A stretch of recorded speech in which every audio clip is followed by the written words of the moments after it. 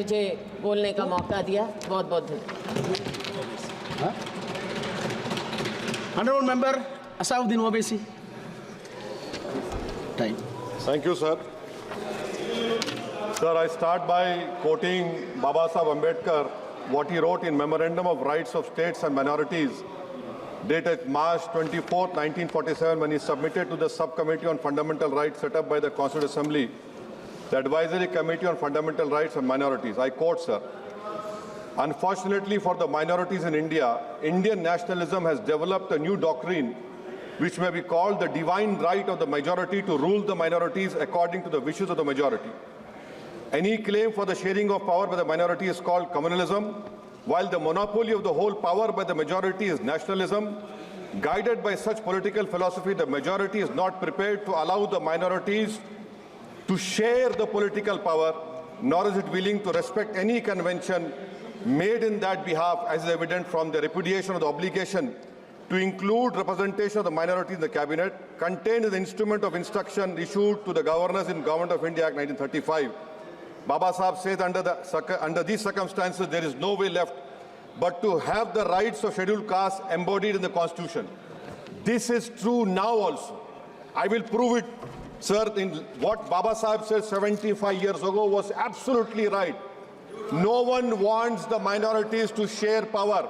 I'll give you an example, sir. In this August House 75 years ago, when Maulana Azad stood up and said that what safeguards the Muslims have before the partition, those safeguards should be given to the Muslims. That was political representation, reservation. You know what Sardar Patel instructed Mr. Abid Hussain and Begum Ezaz Rasool to censure Maulana Azad. And Maulana Azad felt claustrophobic. And Maulana Azad said that this Constituent Assembly has become a new prison for me. Maulana Azad said this in the Constituent Assembly, sir. Now what we see is that, sir, आप देख रहे हैं कि उसके बाद जो constituencies को बनाया गया असेंबली और पार्लियामेंट की हदबंदी हुई, वो इस तरीके से उसको तरतीब दी गई कि अक्सरती तबके के लोग जीत जाएं और मुस्लिम अक़लियत के लोग कामयाब होने में बड़ी मुश्किलात पेश आए। इसीलिए 2007 में सच्चर कमेटी ने कहा था, सिफारिशात में कहा कि अब जब हदबंदी होगी तो माकूल तरीके से बनाया जाए ताकि मुसलमान पार्लियामेंट और असेंबली के इलेक्शन जीत सके। मुझे नहीं मालूम कि अब नए सेंसस के बाद जब हदबंदी होगी तो उसकी सिफारिशात को रखा जाएगा या फिर मार्जिनलाइजेशन जो मुसलमानों का हो रहा है 75 साल से वो चलता रहेगा। सर, जब पार्लियामानी जमहूरियत की कामयाबी किस बुनियाद पर होती है? पार्लियामानी जमहूरियत की कामयाबी का पैमाना मैं आपको बताता हूं। Article 25, article 26, article 29, article 30, article 14, article 21, ये 4 बुनियादी राइट्स है आइन में, जिसको हम सामने रखकर मैं आपको बताऊंगा कि क्या वाकई में उन कमजोर तबकात से इंसाफ हुआ।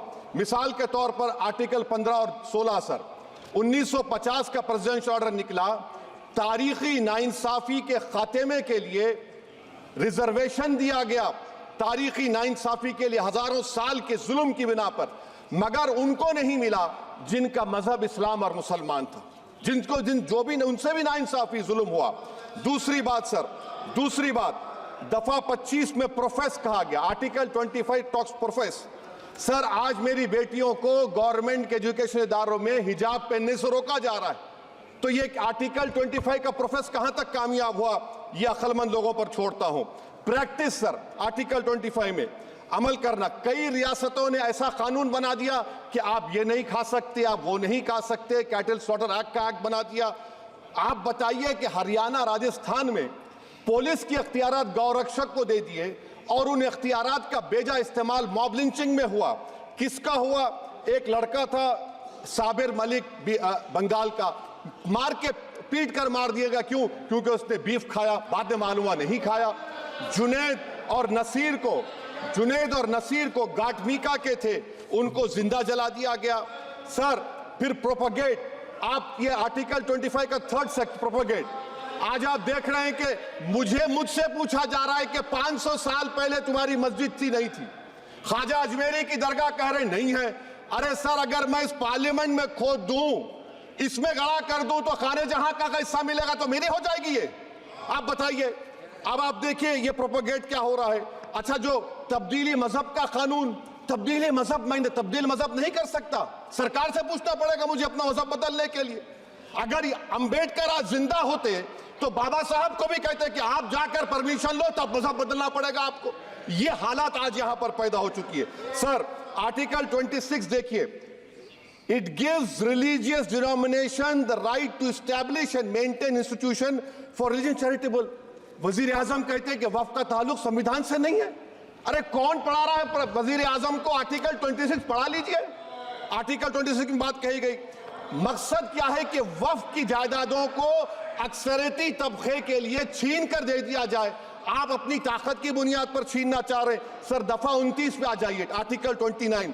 लैंग्वेज का, जबान का तहफ़्फ़ुज़ है। उर्दू को खत्म कर दिया गया। वो उर्दू जिसके हमारे मुजाहिदीन आज़ादी ने नारा दिया था, इनकलाब जिंदाबाद का, उस जबान को आप खत्म कर रहे हैं। कल्चर, आप कल्चर की बात इनसे पूछ लीजिए, वो बोलेंगे नहीं, हमारा जो कल्चरल नेशनलिज्म है वो कल्चरल नेशनलिज्म नहीं है बीजेपी का। वो कल्चरल नेशनलिज्म आला जात का हिंदुत्व का नेशनलिज्म है जो भारत के इंडियन नेशनलिज्म से बिल्कुल मुख्तलिफ है। सर, अब आप आ जाइए। सर आर्टिकल 30 पे आ जाइए। सर, आर्टिकल 30 पे आ जाइए। सर, आर्टिकल 30 में माइनॉरिटीज को राइट दिया गया। This house has passed a law in 1981 to give minority AMU। This government went to the Supreme Court and said no, we'll oppose minority status. This house voice was suppressed in the Supreme Court, sir. That is why I say that the executive has argued contrary to the parliament. Sir, right to life तो उस वक्त भी था। मैं आपको मिसाल दे रहा हूं। सर, दिसंबर 63 में, 63 में कश्मीर में रसूलुल्लाह सल्लल्लाहु अलैहि वसल्लम के मुंह मुबारक की चोरी हुई तो पूरे देश में, sir, only 2 minutes, sir, only 2. Please wind up. Only 2 minutes, sir.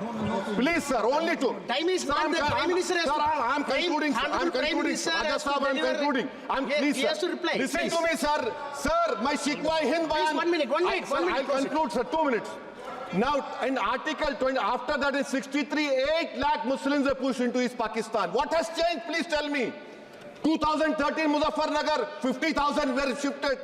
Sir, riots to unrights happened. Nelli massacre, Hashimpura, Maliana, Mumbai 93, Ahmedabad 69, Gujarat 2002, 22, Delhi 84, Delhi. Nothing has changed, sir. Lastly, sir. Please. Lastly, sir, on judiciary, on judiciary, sir, I'm concluding. On judiciary, sir, CAA is not being heard. 2 sitting chief ministers get bail, but Stan Swamy died in the prison, sir. That is why I say the institution functioning of Obviously, please accountability. And lastly, sir, just now Ravi Shankar Prasad has quoted a book. In that book, there's a Tipu Sultan also. Okay. That is sir, I'm concluding by reciting a share. On this I conclude, sir.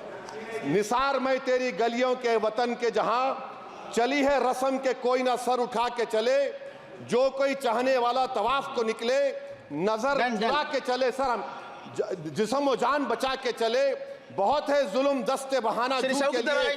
Sir, हम जो चंद अहले जुनू तेरे नाम लेवा है, इख्तिदार की कुर्सियों पर बैठने वाले जो लोग थे और है वो इंटेलेक्चुअली डिसऑनेस्ट है। संविधान सच्चा है। जय भीम, आइन जिंदाबाद। Professor, please.